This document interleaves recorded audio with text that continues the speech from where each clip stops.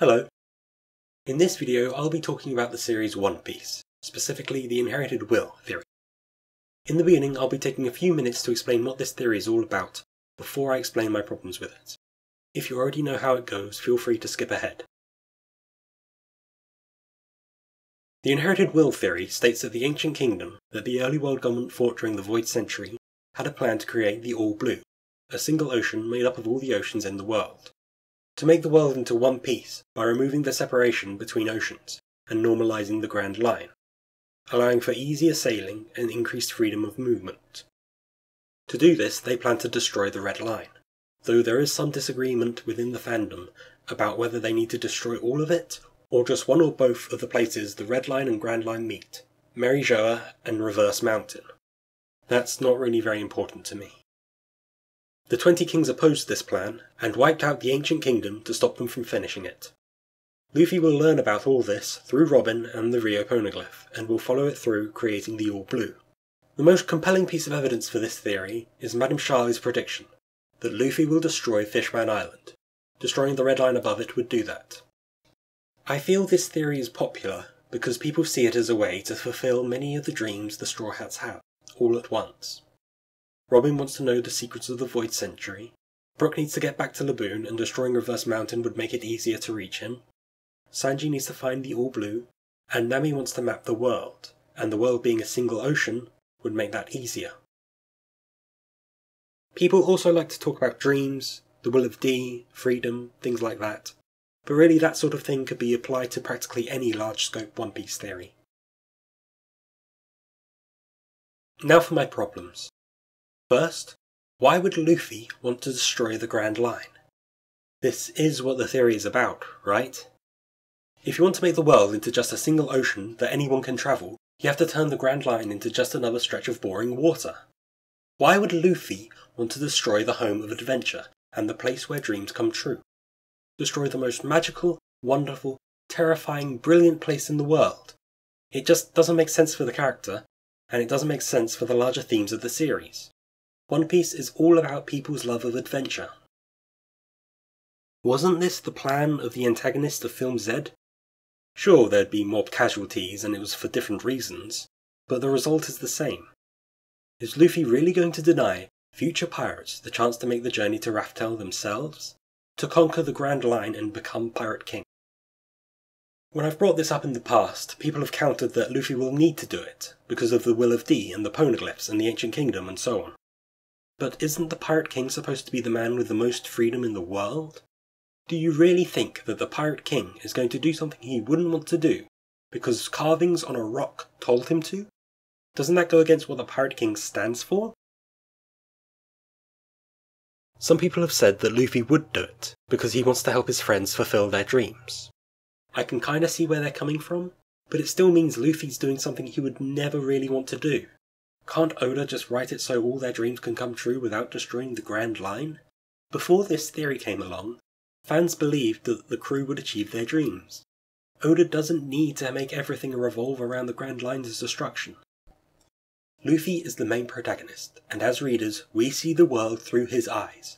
Oda has never given Luffy, and by extension us, any reason to think the Grand Line existing is a bad thing. Yes, it's scary and dangerous, but in this series all about adventure, it's the most unique and wonderful place in the world. Do you really think the conclusion to this story, about adventure and overcoming adversity, is to make everything boring and easy? As far as problems go in the One Piece world, not being able to travel to every ocean easily is hardly very high on the list. This wouldn't end slavery or oppression or censorship, or stop tragedies like Grey Terminal or Flevance from happening. Would people being able to travel between oceans easily really stop such gross injustices, and evil nobles from exploiting the poor and oppressed? The only people it would affect would be the pirates, who already have the desire and the means to be free. And they should want the Grand Line to remain the same, because it's more of an adventure, and for the dream of conquering it and becoming Pirate King. These are my main problems. It goes against Luffy's character. The man with the most freedom should never do something he wouldn't want to do.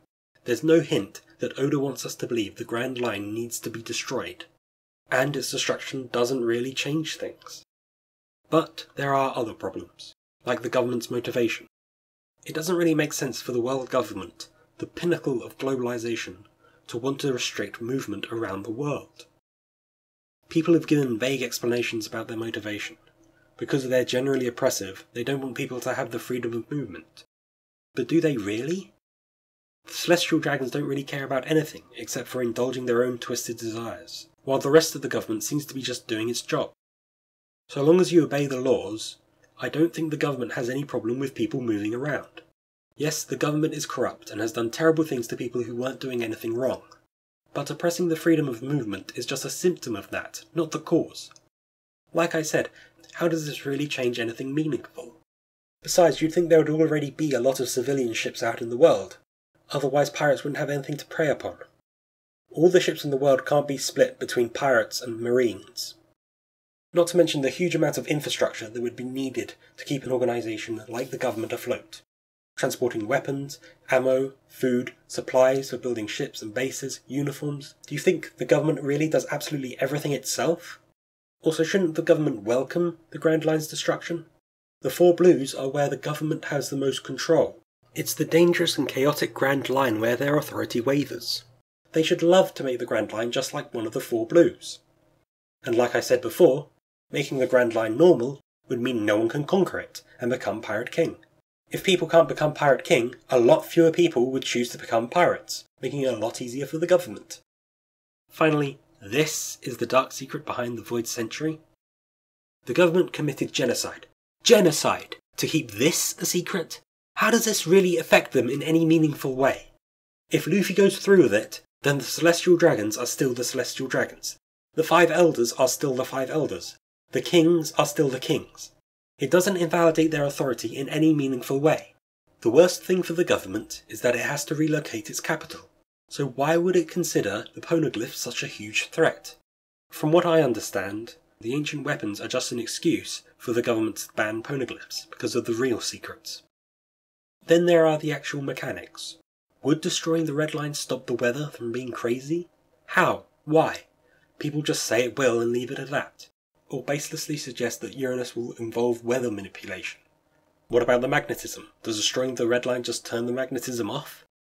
Also, to normalise the Grand Line, you'd have to get rid of all the different island climates, destroy ecosystems, and change the natures of kingdoms like Drum and Alabaster, who've had centuries of culture based around living in that climate.